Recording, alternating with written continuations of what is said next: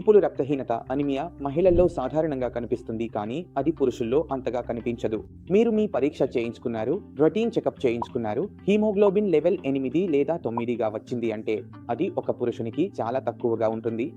ఇప్పుడు హీమోగ్లోబిన్ 8 లేదా 9గా వస్తే దానికి కారణాలు ఏమిటో మనం ఆలోచిస్తాం. రక్తం తక్కువగా ఉందని చూస్తే అది ఐరన్ లోపం వల్ల కావచ్చు, ప్రోటీన్ లోపం వల్ల కావచ్చు, లేదా నా ఆహారంలో ఏదైనా లోపం ఉండి ఉండొచ్చు. అందుకే రక్తం సరిగ్గా తయారవడం లేదు. మనం ఎక్కడో ఈ లక్షణాన్ని, ఈ సంకేతాన్ని పట్టించుకోకుండా నేను చుక్కున్నర తింటాను, నేను అన్నర తింటాను, నా హీమోగ్లోబిన్ పెరుగుతుంది అని అనుకుంటాం. కొంతవరకు అది నిజమే అవుతుంది కూడా.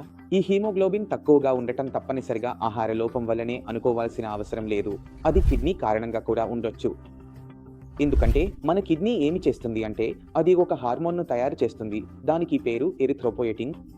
ఇప్పుడు ఎరిథ్రోపోయెటిన్ ఏమి చేస్తుంది అంటే మీరు ఆహారంలో protein, folic acid, B12, iron తీసుకున్నప్పుడు వాటిని కలిపి హీమోగ్లోబిన్ అంటే మీ రక్త కణాన్ని తయారు చేస్తుంది.